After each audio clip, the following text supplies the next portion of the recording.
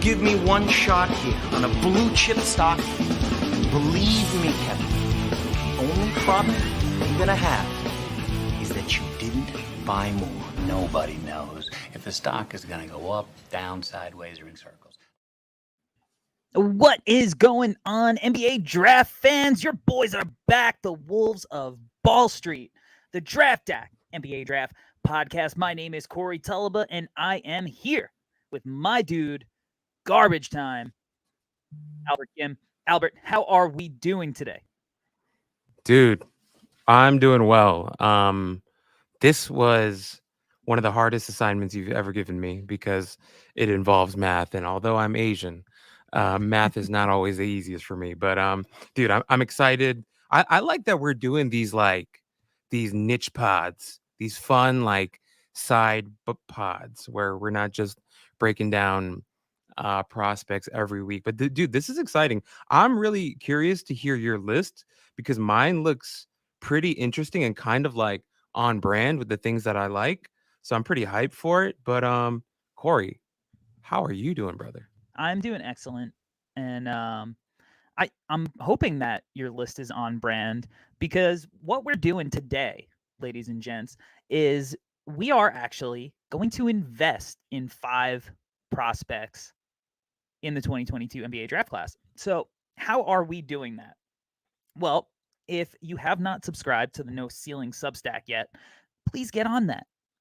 And if you go there, you can find stock prices based on a conglomerate of all of the big boards, right? ESPN, Bleacher Report, SB Nation, stuff like that. What we did is we took the averages and we actually set a stock price. And now if you're familiar with the show, and I'm assuming most of you are, you know that we do that with one specific prospect. But we're actually going to do it with multiple prospects today, and we are charting it throughout the year so we can actually see how stocks fluctuate for these draft prospects. So today we are going based off the draft IPO's initial player offerings on the Substack.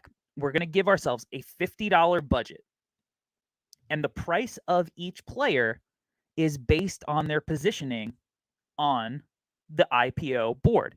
So for instance, Chet Holmgren is number 1 on the board. That's what he averaged out between ESPN, Bleacher Report, Tankathon, Basketball News, and SB Nation. His price is going to be $30 because he is the number 1 prospect out of 30. So we're flipping it. We're reversing it. So the Chets, the Paolos, they are going to be the more expensive prospects, even though their average stock price is low. On the other side of it, Marcus Bagley is our 30th ranked prospect, and he would be $1. So we're giving ourselves $50 to invest out of anybody on the top 30 draft list from the Draftdaq, and we have to fit a roster based on that budget off of those players. So it was actually really challenging, especially because, and I didn't get to do them. I feel like I ran out of time because I went back to my list and I was trying to fit one more guy on there. I was trying to get Keegan Murray on my list, and I couldn't. But it was really challenging because I was trying to build out an actual team with my list, that actually made sense together, while also fitting the prices, and it was difficult. But I like my team. I'm happy with it. And I think like yours represents you, I think mine probably represents me a little bit. Okay. I am going to give you my list first, and then you can give me yours, and then we'll touch on some of the players, or we can talk about my list and then we'll go to your list and we'll talk about your players. So my first player, one of my big money guys, and I was looking, and Albert, I'm not going to lie, out of the top 30, the cupboard's kind of bare on point guards in this draft. I kind of feel like the cupboard's bare. I'm going with Kennedy Chandler. Okay, so he costs 17 draft dollars. He was the 13th ranked prospect on the IPO board. he was $17. His backcourt mate, who cost $19 and was the 11th ranked prospect on the board, Jaden Ivy. At forward, and this is where that took a large chunk of my money up, I'm taking Max Christie. So he costs $5. He's the number 26th ranked prospect on the board. At the other forward spot, and this is where you really get a lot of value at this point of the draft, I'm getting Kendall Brown from Baylor. He was the 29th ranked prospect. He cost $2 draft dollars. And my big man, I took Mark Williams out of Duke. He cost $6 draft dollars. He was the 25th ranked prospect on the board. So that makes my team Kennedy Chandler, Jaden Ivy, Max Christie, Kendall Brown, and Mark Williams.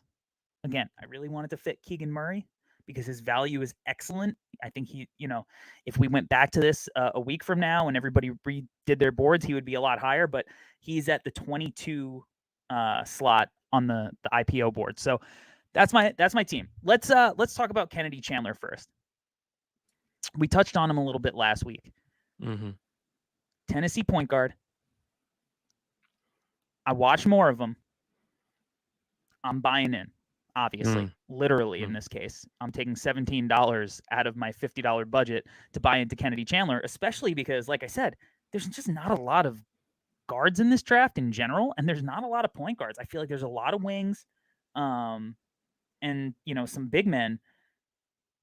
But Kennedy Chandler, he's got to be the number one point guard in the class, right? I think very easily he is. As you mentioned, not, Corey, I've been thinking about this a lot, not just in our top 30, but the draft class as a whole. I think we don't have a lot of point guards. You know what I'm saying? Like classic prototype point guard. So Kennedy Chandler kind of very easily takes that spot for me as well. And there's a lot to like. I think initially everyone likes to talk about his size, the lack of it. But I like him a lot, dude. The playmaking is real. The burst, he's quick as hell. Yeah, man, like the shooting. So, okay, Corey, that's a good place to start for us, I think. You and I, we love shooting. How do you feel about his shooting? Do you feel like what we've seen early in the season, small sample size? I think in the first game, he went like 4 for 4 from 3 or something crazy like that. Yeah. What are your initial thoughts on his 3-point shooting? Because, do you feel like it's too early to tell, or what are your initial thoughts? I mean, let me see what he's actually shooting thus far in the wrong season. But to answer your question, I don't think it's too early to tell, and I don't think that it's anything to be worried about. So right now he's 6 for 7 from behind the arc. Sick. Yeah, that's a great percentage, everyone. I think that his shot looks good. He gets great arc, drops in smoothly. He's got a little bit of range. And I think that he's got a good enough handle that he can create space.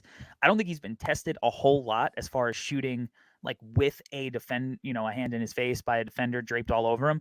But he did knock a really tough shot down in that circumstance in his last game. A lot of the first game, and we mentioned a little bit last week, it was like guys going under, him shooting from the Tennessee logo, which sounds further than it actually is because Tennessee is a really long word and it's just spelled out across the middle of the court. So it actually doesn't go as far as, your mind might, or it goes further than your mind might think it does.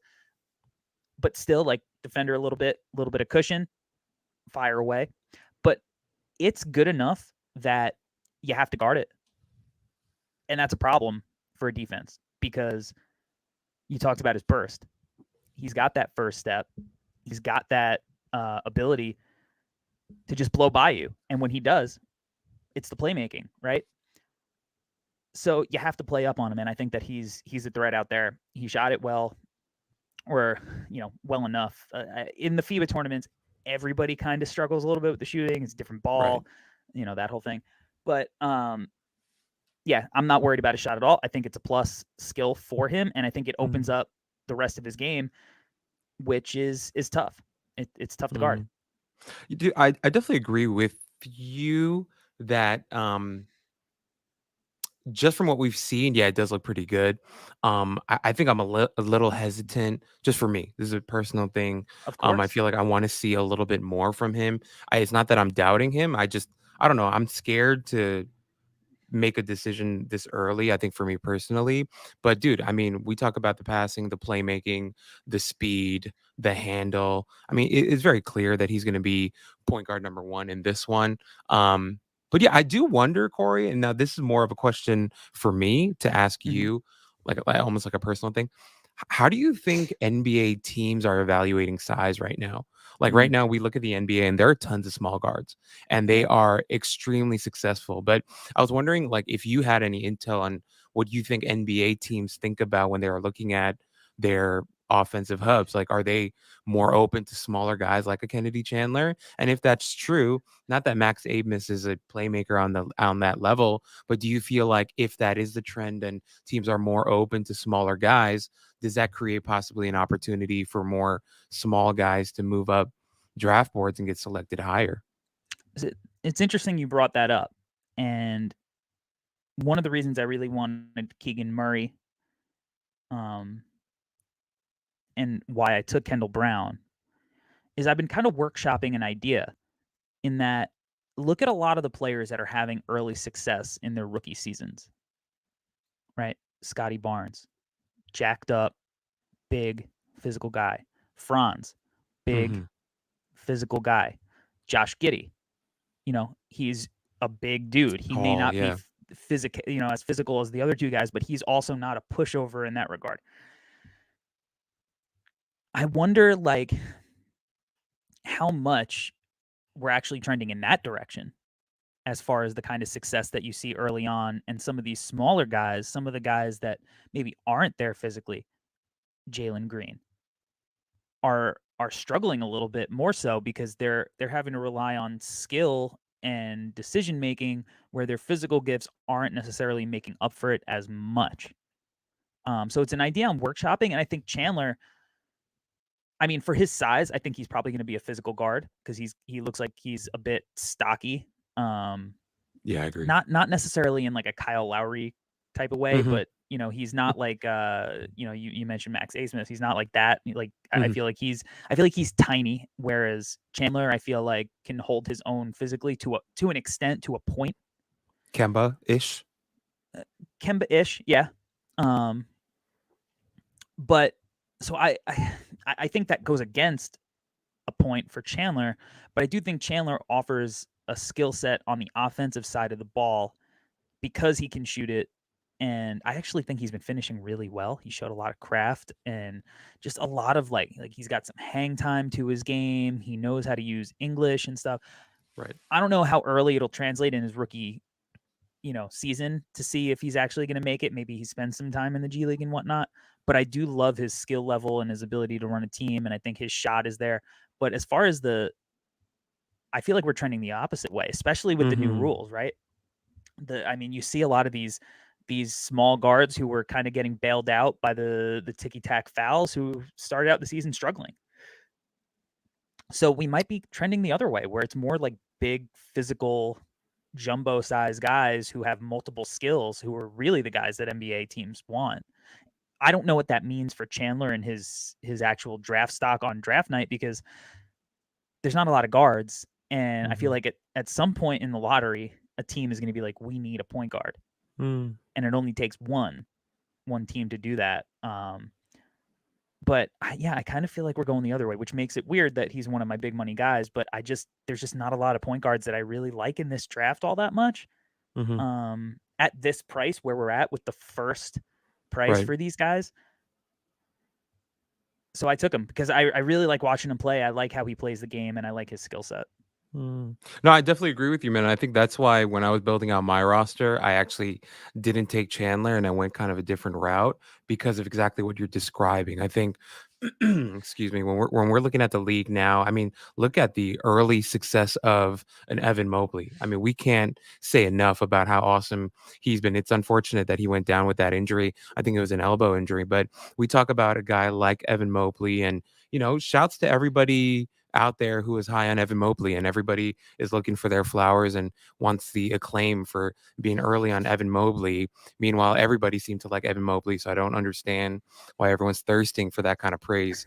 It's so strange to me. Not to be a hater, but Corey, I mean, come on, like we were all. Who wasn't high on Evan Mobley? Like I'm really confused by like everyone on their podcast being like, "Hey, I told you guys, Evan Mobley's going to be great." We're like, "All right, dude." So did everybody on planet Earth who has working eyes and a brain. Yeah. Corey, maybe you and I weren't like Evan Mobley's going to be. Maybe we didn't expect him to be this good, but we knew he was an extremely talented player. I believe he was the first prospect that we covered. And if you go back and listen to the pod, and we saw the playmaking. We saw the defensive versatility. We saw the shooting, so I don't get it. Like everybody wants to take the stage and be like, look at me. But it was kind of obvious that this guy was going to be awesome. I don't know if it's a hot take.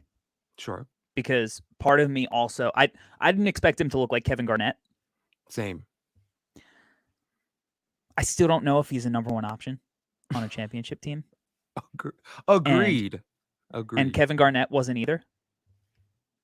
And look, maybe you want to say prime Kevin Garnett was, and if you flip him with Tim Duncan, and give him actual players instead of like Terrell Brandon and, Latrell Sprewell. Anthony Peeler. Yeah. Because when he had a little bit of help in Sam Cassell and Sprewell, he was MVP. Rasha Nesterovich. A deeper playoff run, yeah. So I don't know if he's that number one option, but just because defensively, he looks like he's going to be the best defensive player in the league. Right. And I definitely felt like his upside was like better offensive version of Rudy Gobert. And obviously that is the dream for a big man. Right. But we should be pumping Evan Mobley stock. We should be pumping Scotty Barnes stock. But we shouldn't be selling off our Jalen Green and Cade Cunningham stock. Yeah. No, we should actually be buying more. Corey, I have a serious question for you. Okay. Yep. Who's the GM of the Jazz? Do you know who the GM of the Jazz is? Whatever. It's Lindsay? Corey Tulaba. Okay. Okay. All right. Ready? So you're the GM of the Jazz, and the Cleveland Cavaliers come calling, right? And they say, Yep. we'll give you Evan Mobley for Rudy Gobert straight up. But remember, your goal is to win a championship right now. We're not thinking long term. Don't think about long term. 5 years, 10 years from now, you're trying to win a championship right now. Do you trade Rudy Gobert for Evan Mobley? If I'm the Jazz, yeah, would I rather have Evan Mobley, right, or Rudy Gobert? Right. I'd rather have Evan Mobley, I think. Yeah.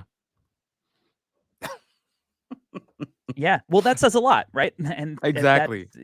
That says a lot, because I think that offensively he can do a little bit. You can count on him to do a little bit more, and he won't get played off the floor as much as Rudy can to an extent. And you could talk about the screen assists and the finishing, the offensive rebound, and all of that. But at the end of the day, like, you can't count on him to step into a jump shot and knock it down. And when things get tight, I feel like, and look, we don't know what Evan Mobley necessarily looks like in close games in that situation. He played pretty well against the Celtics the other night and showed that off. But I feel like you can kind of give him a shot and feel okay with him taking that shot. Mm-hmm. Whereas I think that the offense is limited with Gobert a little bit. Right. But it is an interesting question if you think about it. Like, if I'm trying to win the title this year, do I take year one Evan Mobley or keep going Rudy Gobert? So here's another reason why I'll say Mobley. And Mobley might be the wrong answer, by the way. Right. I've already seen the outcome with Gobert. Right. The Clippers, yeah. I already know. I know the answer to the question. So, like, there's no part of me that really thinks like the Jazz are going to win the title, because I don't know. I don't think they could beat the best teams in the West in a playoff setting. And if they do, I don't think they can beat whoever comes out of the East. I've been wrong before, but many a time. But I think I'm not saying that Mobley would give you the same level of defense, because Mm-hmm. we also have to realize, like, he's playing with Jared Allen, Right. and that's a monstrously long, versatile defensive front court that is definitely allowing Mobley an easier time than if he was just thrown and thrusted into being a starting center on a team. Right. And I know he's playing well in those minutes, and it makes all the things that he does even more devastating. The short roll passing and playmaking, Right. you know, the ability to stretch the floor, all of that, making him a lob target, all of that, it makes it more deadly. But it's also, it's more wear and tear. He doesn't have the body that Gobert has right now. And yeah, it's a different scenario, and you can't really, you know, apples to oranges it. But Exactly. Yeah. I've seen what Gobert has, and I think I'd take the chance on Mobley. Yeah. Yeah. I just wanted to throw it at you, see what you'd say. It's I interesting. don't even know. Yeah, I don't even know what the right answer is either. I don't even know what I would choose, but it's interesting to think about. You know, year Right. one, Evan Mobley. And you know what? The last point that you made, I think, is the most interesting part of it. We're seeing him play next to Jared Allen, as you mentioned, right? What he Yep. looks like as the absolute anchor of your defense, we just haven't seen enough. And he doesn't have the same physicality that Gobert does. Like people, I wonder if like people give Gobert enough credit for the amount of like mass that he's added. Like he's really He's huge. bulked up from year He's a huge one, you dude. know? Yep. So he's a big dude. And I don't think we need a Mobley to get to that big, but it would be good and cool to see him add more mass for sure. But yeah, anyway, I don't even know how we got here, but I love it. I absolutely love it. Oh, God. All right, let's talk about Jaden Ivy, Yes. because he's my next guy. And honestly, at first I'm like, I'm not like all the way in on Jaden Ivy like some people are. So it's like, all right, why are you investing in him? And it's like, I think that he's a stock that could explode. So like, I think it's worth the chance, and especially at the price point and how it fit in the rest of my team. I'm not seeing a lot of the Ja. Yeah. Oh, and I get it, because he looked, you know, same kind of hair, and he does Right. have some bounce, and He he's got some of the Ja stuff. I see that. I Mhm. see it. I don't know if he has a perfect comp, but his handle is a little loosey goosey at times for me. Mhm. But he really reminds me of like a raw version of Zach Levine. Like if you molded Zach Levine and Ja Morant into one player, because Ja Mm. was always kind of polished when he came in. You know, that's why he was Mhm. kind of awesome from the jump, and Zach Levine was not awesome from the jump. So it's like if you just molded those two together and kind of made them one player, that's the kind of vibe I get now. Zach Levine is one of the best, you know, scorers in the league. Right. Efficient, can get smooth, can get to his shots. Ja Morant, you know, made a leap. He looks like Derrick Rose in year 3. Not quite Right. as good. We're all forgetting how good Derrick Rose was. Any MVP. opportunity, any opportunity I can. Seeing him was like on a basketball court live was like seeing an alien play basketball live. But I really like Jaden Ivy as a prospect. I do Mhm. think there's a little bit more bust potential than maybe we're talking about in the early going, because he's been very good. Mhm. And when I say bust, I mean more like not play his way into like the top 7, which it Okay. seems like a lot of people think maybe he can. And he can, and maybe he can, but a lot of people seem a little bit more certain of that than I am. But I'm taking him because I do like the potential, and I have to make it work with the money. Mhm. And I thought he's a fair price for what you're getting out of him. And I'm definitely going to try to see him live this year to get an Yeah. in-person look to see if that changes my mind at all. But I know you're a big Ivy guy. I'm a big Ivy guy. I like Ivy because Is he surprised me. Is he on your Mm-mm. roster? Not on your roster. No, I love that. I can't wait to share my roster with you because it was inspired by your Chicago Bulls. But anyway, we'll table that for now. Um, I like Ivy because during the U19s, he showed me some versatility that I wasn't sure of. Mhm. I thought like I really like the stuff he was doing off the ball. Like I know all the highlights are the stuff that he was doing on ball and in transition and all that stuff, but I really enjoyed what he did off ball. I think he Mm. showed a real savviness with his cutting. His work rate off the ball.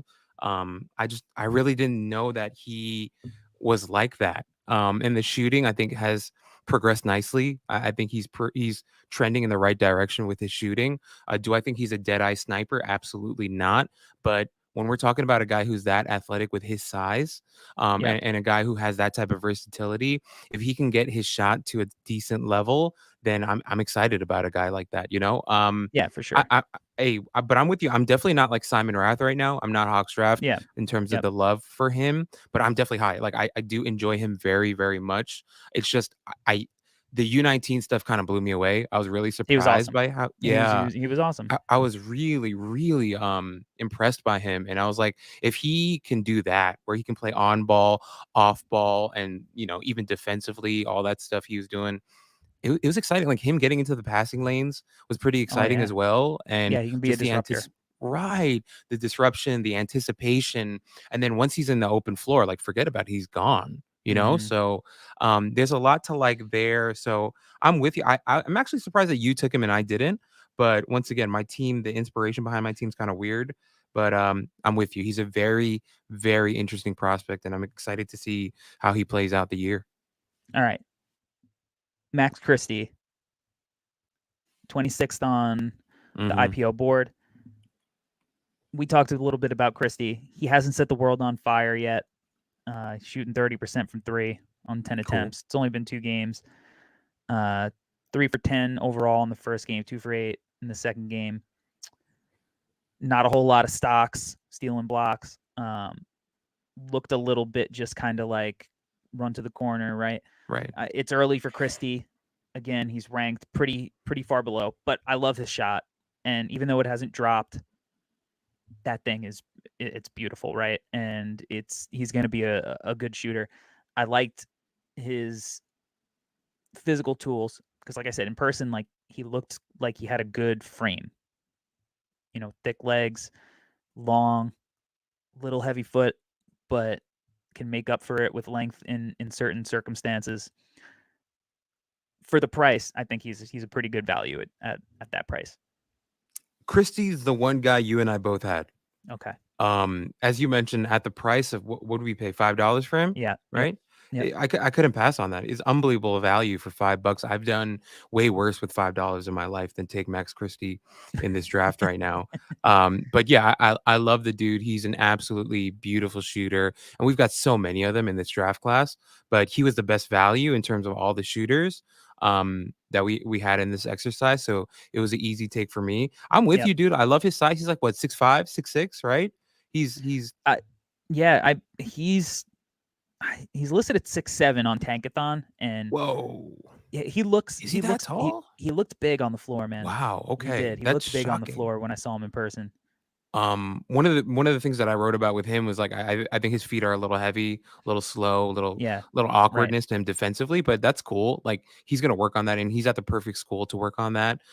In high school, you saw like the weak side block stuff. He would like 2-hand tomahawk block some stuff, which is cool that he has that type of like aggression to him. But like we talked about, like we have to get him out of the corner. Like in that Yes. first game, it's against Kansas. Like why is he just sitting in the corner all day? Yeah. It's just not fun. And Yeah. that's not the type of player that he is. He's not Davis Bertans. Like get the guy, Mm, get the ball in his hands and let him do some stuff, And so yeah. I want to I'm see some with pick and roll. you. Right, because he has that ability. He's not some unbelievable passer, but he's got some passing to him, and we'd like to see him do a little bit more. He's got a nice handle too. Not that he's, God Sham God, right? Rod Strickland, but he's got a good handle. So I'm excited to see him do a little bit more with that as well. So yeah, he's the one guy you and I both took. I think Christie might be a good example of kind of like the disconnect between evaluating a college player in a draft setting and evaluating a college player in a college basketball setting, Okay. where it's like there's some very easy and clear projection with what you could picture him being in the NBA and his role and what he could maybe do with the ball in his hands versus maybe what his role might be in college. And it's like, is he going to be the type of guy that falls, that slides a little bit, almost like a lot of the Kentucky guards, because he doesn't get to show the bag, and then he gets to the NBA, and you're like, whoa, Max Christie can score out of, pick and roll. Like, he's got a little bit of off the bounce game. We're 2 games in. I don't know if he's, going to be pegged in that role for the entire season, but he could be a guy that, like, he just drops a little bit, and you look at his physical tools and the raw basketball tools, and then he's really good, and you're like, oh, how did we miss this? And it's like, oh, because he wasn't being used at Michigan State, so he could get drafted. He was being used in a way at Michigan State that Tom Izzo thought was going to win them the most basketball games, right? So he could be one of those prospects where there's a little bit of disconnect between those two, the push-pull, and hopefully not. Hopefully he just balls out, but it's possible based on the early results that I could see that kind of scenario. Yeah. I mean, Corey, really quickly, I mean, we also get guys who are the opposite, right? Guys who shine in college because they're set up by their coaches to shine in college, Mateen Cleaves, and then they get to the NBA and they're not the same. So, yeah. Yep. We're getting a lot of good names out today. I got you, Corey. You know how my brain works. I know. You know how my brain works. You got the best references. Everyone knows that. All right, Kendall Brown. I mean, so far, he's probably the best value on the board because he costs $2. He was the 29th ranked player on the draft IPOs. This kid out of Baylor has been freaking fun. This kid, he jumps out of the gym, springboards for legs, and the passing in the last game. He had 10 assists. He's like the new age multi-skilled, like he's like 6'9", rebounds the ball, runs out in transition, not really a shooter, but he could attack closeouts, and when the defense comes over and shifts and tries to help, he makes plays out of it. His progress is going to be really fun to watch. Those are fun tools, and like I said, he's got that strong frame. His frame almost reminds me, not quite as much, because I think Blake was more built, and he had like thicker legs. Okay. But like Brown doesn't look like he's got crazy like long arms. Like I don't know what his wingspan is going to measure out at, and like when you look at Blake, he didn't, he doesn't have like that crazy wingspan either. So it's a little bit Blake Griffin-y. I don't think he's going to have the same, because like I said, I don't think he's like as physical, as strong as Blake, and Blake was just a special level of skilled on top of it, fluid, footwork, all of that. But I really like what I've seen from Kendall Brown so far, and he's been the guy out of Baylor that shined the brightest, in my opinion. I actually thought you were going to say like a Tyrese Thomas. I don't know why. Maybe it's the Chicago Bull in you. But okay, I'm actually an idiot. Kendall Brown is another guy that I had. So okay. This is good. It's fine. When we get to my list, I'll just talk about the 3 guys that you don't have. But Kendall Brown, Kendall Brown was easy, dude. Kendall Brown, as you mentioned. So like I tried to build my team with playmakers, and Kendall Brown is one of those. Like the guy's obviously, he's like a weird, funky game to him. He can create, he can rebound, he can defend. He's going to do all kinds of things. Obviously, the shooting we have, question marks, and we're not sure. Pretty big question marks, right? But that's okay. Yeah, that's absolutely. okay. I mean, right? We're not taking. Yeah. If we didn't have those question marks, he'd be like, right, exactly. Top 10 guy. $40. Maybe not so, even. Right. I mean, and then as we speak right now, he's got 11 points in the first half, 2 rebounds, a steal. I mean, dude. Bouncy athlete. Really, really bouncy dude, as you wrote in your column, but that shows. But the playmaking has been a lot of fun. You mentioned all the assists that he collected in that last game, but you kind of want guys like that in the NBA now. You want guys who, even if they are lacking a little bit of the shooting, if they can show a little bit of that and work on that and get better at that, then you kind of take the sum of the parts and you say, is this a net positive? And from what I've seen from Kendall Brown, he looks like he's going to be a net positive. So he's a very interesting guy as a big playmaker, jumbo playmaker, if I go with your terms. Yep. as he is a part of that wave. But yeah, man, I'm really into Kendall Brown. I'd like to see more. Obviously, want to see him play against tougher competition, see Sure. how that trends for sure. But a very, very interesting guy to watch. And I like to see him. I want to see more of that defensive versatility too. Want to see him defend multiple positions more and how that goes as the season goes on. Obviously, Baylor known for their defense, so that's going to be fun to watch as well. But Yep. yeah, I like him a lot too. He looks to me currently at pick 12. He looks like the Raptors are just licking their chops. What Just- a weird team that'll Just be. getting so excited to get this man on the squad just so they can trot out the 6'8", 6'9", versatile Scotty Barnes, Kendall Brown, Pascal Siakam, OG Anunoby, precious lineup. They And look the like they're just Banton guy too. Banton. Yeah, they look like they're chomping at the bit Jesus. to make this happen. I don't even know what would happen. The world will explode if Jesus if that Christ. happens. Weird team. My final guy was Mark Williams. A lot of it on price. Oh a wait, lot of it. what? Oh, you had Mark Williams too. Jesus. Okay. Yeah, I got Mark Williams. Look, this sucks. well, no, it's fine because you got two other. We have three of the five. Yeah.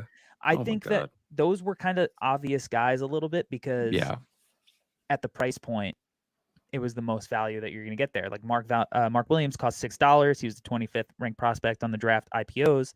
Again, based off of a conglomeration average of ESPN, Bleacher Report, Basketball News, SB Nation, Tankathon.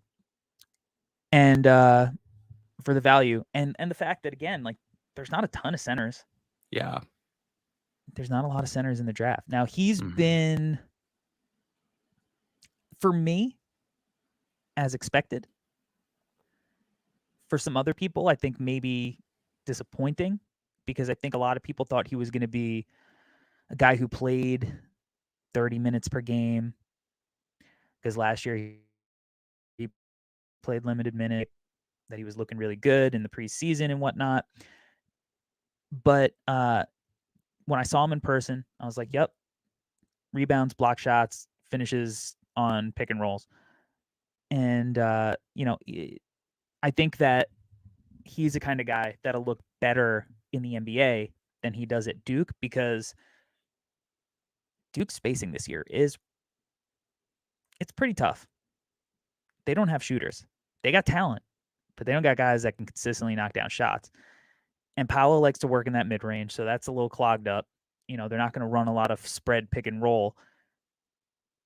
But I think that value-wise, where he's at, I think that that's a pretty good value. He'll probably finish around that if things go this way in the actual, real final draft rankings. Maybe he moves up a couple of spots. Maybe he, stays stagnant. Maybe drops a couple of spots. But I think low level of variance. Like I don't think he's going to come out of nowhere. Duke has too many guys for Mark Williams to come along and start averaging 20 points a game. But I think for the value, I think it's a solid value play. Yeah, man. I mean, we got him for what, $6? Yeah. So that's excellent value. I think with him, he kind of reminds me of Mitchell Robinson, 7-footer with bounce, who has unbelievable reach, who can block shots that, normal people should not be able to reach. Yep. In that first game against Kentucky, he swatted one where everyone's like, that has to be a goaltending. And you watch the replay and it's like, no, he just went and put his head at the top of the backboard. So he's one of those guys for sure. The thing that to watch out for him, I think, is going to be the foul trouble. Clearly the foul trouble stuff is going to be something to watch. And then also injuries. When you talk about guys that big, that athletic, and, not like the most physically fit. I mean, not fit, but he's not like jacked out of his mind. I feel like those guys are right. Those guys are more inclined to injury for sure. And as a Knicks fan, we watch Mitchell Robinson almost break his knees every time he jumps up for a block. Nerlens Noel as well. God, Nerlens Noel is another thing. Like that dude is unbelievably skinny. Like I've never seen legs that thin on a man, I think, ever. Yeah. Skinny. Yeah. It's unbelievable. But anyway, Mark Williams, I like a lot. I had to take him because, as you mentioned, there is kind of like a shortage of centers here. And like, if I look at the rest of my team, like he just kind of made sense Yep. with everybody else because I have multiple playmakers on my team. So I felt like he would just eat, just attacking the rim. Obviously, you're not going to ask him to do any type of like decision making out of the short roll or anything like that. You just send him all the way to the rim and you throw it up and hope he makes something of it. But Yep. yeah, easy to take Mark Williams at that price. No doubt. All right, so you got two other prospects. Yeah. We both had Christie, Brown, and Williams, and now Right. you got two different prospects. I had Ivy and Chandler. Who is your first prospect that differs from mine? Yeah, it's funny. Like you and I, we took the same value, guys, because the value was unbelievable at those prices. So the inspiration behind my team is the 2021-2022 Chicago Bulls. I tried to not take a bona fide point guard and went with some bigger playmakers. Okay. So what I did was obviously I took Kendall Brown, Christie, and Mark Williams. The two guys that I took in between are Ty Washington and Jabari Smith. Okay. I thought a team of Kendall Brown, Ty Washington, and Jabari Smith was more than enough playmaking for me, even without a point guard. Was kind of where my head was at. These guys can play on ball, off ball. Ty Washington, I'll start there, and I want to hear what you think about him too. Ty Washington for me is like a classic, really good basketball player, which is like the dumbest thing I could say on a podcast, but he's just a guy that you like watch him play.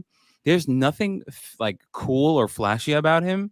He's not like the most handsome dude. His hair doesn't look great on him. His body looks a little awkward. He's not like super athletic at all, but he just figures out a way to be a really good basketball player on the floor. I've always loved guys like that who have so much finesse, even if they lack a little bit of the athleticism. I love the finesse guys, and Ty Washington was born to be loved by me because he is a guy who can do so much. He's a playmaker on the ball. He's currently for Kentucky. He's pretty much their de facto backup point guard. You know, when what's the other fool's name? What's that guy's name? Who's their point guard right now? The small guy. Severe Wheeler, right? Yeah, Yes. Wheeler.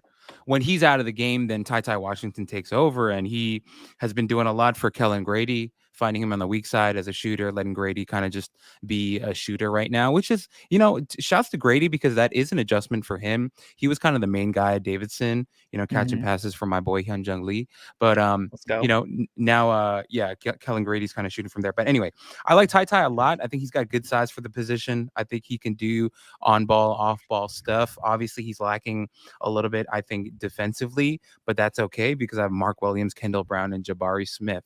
But before I get to Jabari, wanted your thoughts on Ty because obviously I might be his biggest fan. I might love him more than his parents. You love Ty. I like Ty. I can envision Ty in the NBA, and I like that you said like you didn't go for like traditional point guard because he doesn't seem like that. Like to me, Ty is like a shot maker. And he's a guy who's, like we mentioned last week, he's a 1.5. He's gonna, you can kind of play him next to, you know, a point guard and let him go. I think he's got the size and the length to kind of guard twos and whatnot. And then you could also let him run point a little bit, kind of, you know, grab and go, bring the ball up the floor, take outlets, make plays where there's, you know, more space. I think he'll make plays at a pick and roll, especially because of the threat of his shot. But, you know, he's not necessarily the guy you want making, you know, you don't want him directing your offense for 35 minutes a night. But I like him. I love his shot. I love his form. And I love his ability to fit and play off ball. And when you look, you know, you got Jabari Smith, Christie, Brown. I mean, you know, between Brown, Smith, and Ty, you got your playmaking, and you know, it's enough. It's enough there. And I like how he'll spread the floor for that lineup. So I like Ty. You know, I was DMing with friend of the pod, Kyle Mann, the other day, trying to get a feel for how he felt about this Kentucky team. He's optimistic. We'll have to try to get him back on the pod for the Kentucky episode. But yeah, I don't know. I don't quite like Ty as much as you, but I think that he makes sense in this lineup. And when you're investing in him, I mean, you got Ty for what, $12, I think. $12. I mean, that's a value play. I thought about it. I thought about taking Ty because you know, I actually wanted to take the lineup that you took, and then when I was trying to take Jabari Smith Mm-hmm. and play Keegan Murray Right. next to him in the front court, and I was going to need to do some finagling and maybe take Ty, but I really wanted Kennedy Chandler, and I figured you were going to take Ty because I know you love that dude. Mm. All right, talk to me about Jabari Smith. No, just really quickly. $24. Yeah. Okay, so Jabari Smith, I love Jabari Smith, and I'm like a little upset with myself that I'm so late on this. Like, I wish I'd seen more of him before the season and fallen in love sooner. I know our boy Pierre, Pee Wee the plug. Yes, sir. I know he absolutely loves Jabari. Shout out House of Highlights through the wire. Yeah, shouts to you guys. And I do want to say really quickly, I don't think I've ever said this on the pod. Pierre is an unbelievable champion and supporter of people. Yes. Like I've just been so impressed by that. Like not just impressed, but like really honored and humbled by it. Like I say this all the time, and it's not like some weird like weird feigning humility type of thing. Like I really do feel like a nobody all the time. But Pierre's constantly shouting out what you and I do, Corey, everything that No Ceilings is doing. He's been a huge fan of everything that we do. So I kind of wanted to give Pierre a shout out because that dude is really smart and he really knows his basketball. And the fact that he's such a huge fan of ours and has supported us, like it feels like since day one. I just really wanted to thank him for that. But sorry, getting back to Jabari, he's like, okay, Corey, imagine Jabari in the NBA in like 1998. Like that's a really, I was thinking about that this week because I'm a freaking loser and I think about 90s basketball a lot. But I imagine like Jabari Smith in 98 going against like Eldon Campbell and Sean Rooks, like how Jabari Smith would just absolutely eat against those guys. Because like the thing about Jabari that I love is like he's really agile, but he doesn't always look agile. It's like a weird thing with him. Like, I don't know, like who's like an underrated four from that time? Like Antonio McDyess. How many people talk about Antonio McDyess? Well, here's my thing. I feel like people don't talk about Antonio McDyess because of the injuries. Yeah, right. Because who knows that better than us, right? I feel like were the injuries in Denver? Is that when they started? Yeah, and then the Knicks traded for him, so they did. That was classic, vintage, early 2000s Knicks. But I feel like McDyess was like he was looked at as like the precursor to Amari before Amari, before the knee stuff. But I feel like because he was bound, McDyess was awesome in his prime. But yeah, sorry, really quick. So with Jabari, the shooting looks awesome. What the hell? Like some of the stuff he's doing, like, I mean, he's just pulling up from three, and it looks great and awesome. And defensively, I love him defensively. What in the hell's going on there? He moves his feet better than Max Christie. At his size. Yeah, at his size, it's unbelievable how great he is. So once again, kind of going back to the agility, mobility, like that type of stuff is so exciting with him. I don't have it with me. Is Jabari Smith like he's 6'10"? Am I right in that? I think that's what they list him at. I don't know. Okay. How do you feel? You think he's like 6'10", 6'9"? At least 6'9". Okay. I mean, he looks big on the floor. I mean, I don't. Yeah, but anyway, so with 6'10", I don't know. He's close, right? Okay, he's close enough. Yeah, but like if you combine 6'10" size with that kind of shooting, and not just the shooting, the confidence in the shooting is unbelievable. This guy has no fear.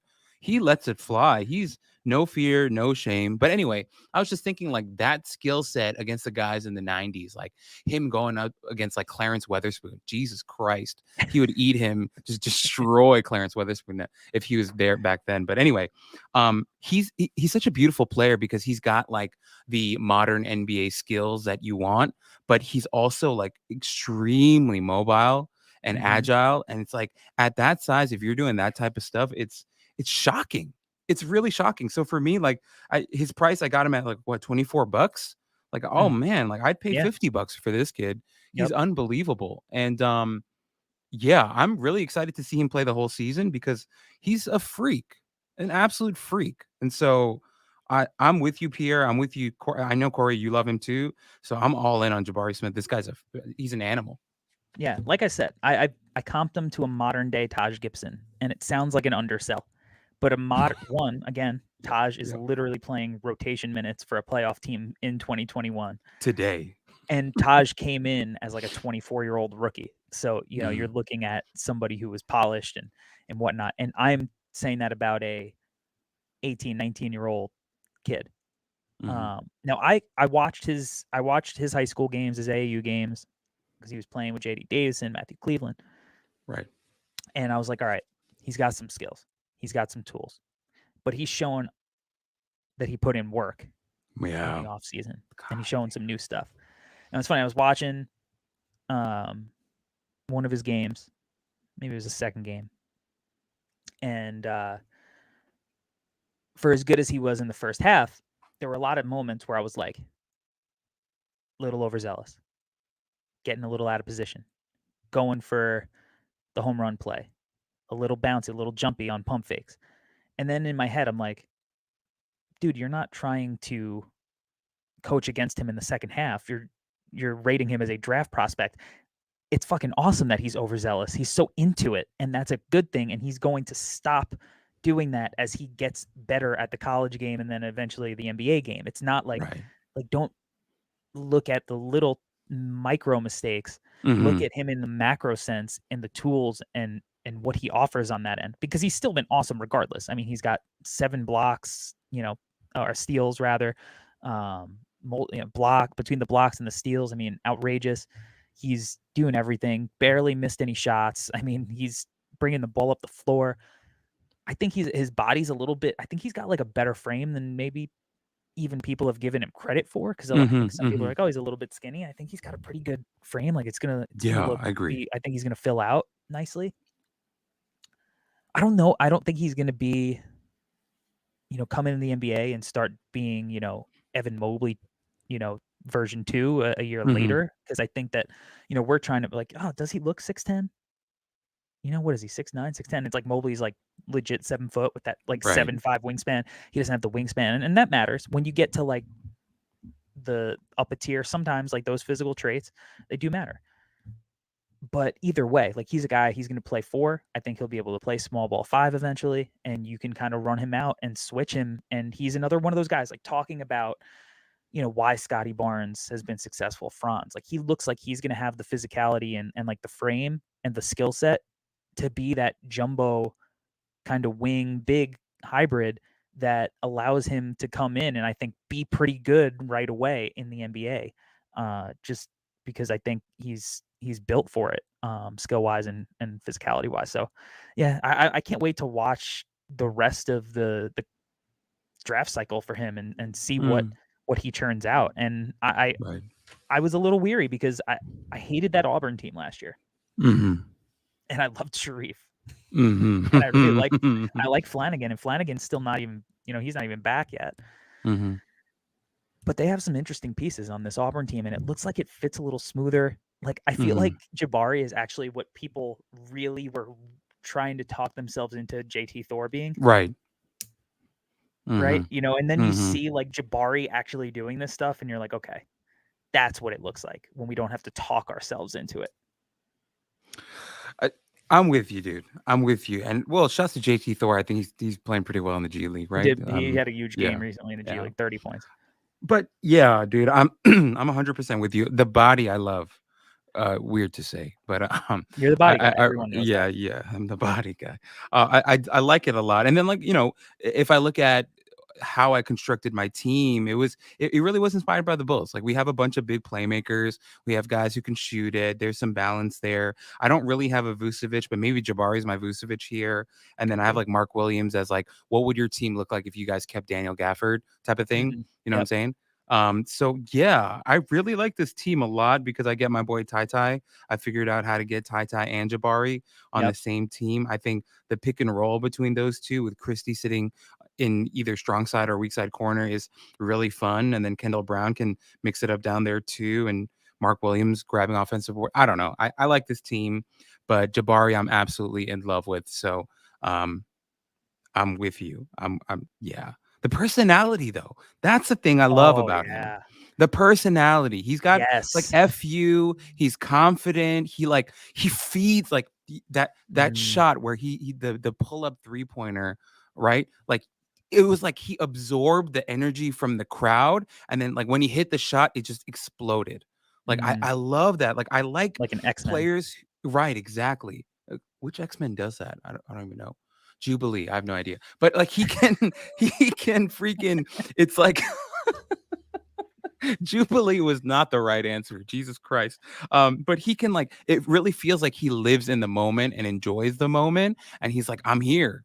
Right. He's like, I Yep. live for this. And it's so exciting to watch players like that who are not freaking afraid. And he just exudes confidence and has the talent and the skill. And like, I love his feet. I can't talk about it enough. That's so weird. But I love his feet. I love how he moves defensively. It's so exciting to see him refine that part of his game as he moves to higher levels of basketball. It's going to be unbelievable. Like I think he's going to be a really good defender, and that excites me. So, also good with his hands. Want to give him that as well. Very quick hands. He, speaking of like that energy, he outside of that shot, there was one moment where he like was guarding out on the wing, and he like Yes, tipped the ball out yes. of bounds, and the crowd was going On the crazy. switch, right? Yeah. And he started like clapping and like Oh, pumping the crowd up. come on, That was dope. come on. I think the I'm like answer was Enes Sebastian. Kanter. I I'm like think it was Enes Kanter Sebastian. right now. What flipping? What do you do? No, I just thinking about him play defense makes my nipples hard. Okay. Well, I think Sebastian Shaw was the X-Men that absorbs the energy. He's a villain. Oh yes, yes. So let's keep away from your nipples. All right, I think that's our $50 that we invested in. You got Jabari Smith, Ty Washington, Christie, Kendall Brown, Mark Williams. I got Kennedy Chandler, Jaden Ivy, Christie, Kendall Brown, and Mark Williams. And look, if for our listeners, I would love if you played along with us. You found the draft, and I'll post it with the podcast link. Go to No Ceilings, go to the draft initial player offerings. Look at the prices. Again, Chet's 1, his price is 30. Marcus Bagley is 30, his price is 1. Build your team out. 5 players, $50 to spend. You have the entire first 30 guys.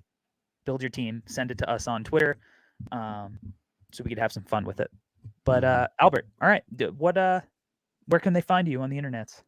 You can find me at GTGNBA, at Alberto Gim, is where you'll find me. I am like Corey. We're a part of the No Ceilings NBA collective. We're loving life right now. We have, I don't know, we're like early stages celebrity status right now.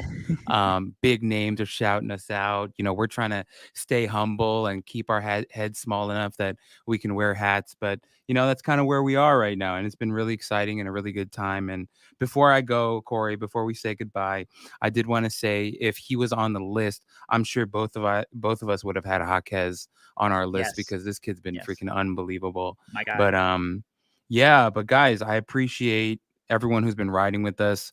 I'll continue to throw out 90s NBA players out there for your enjoyment. But that's enough for me, Luke Longley. A lot of Chicago Bulls talk. I like it.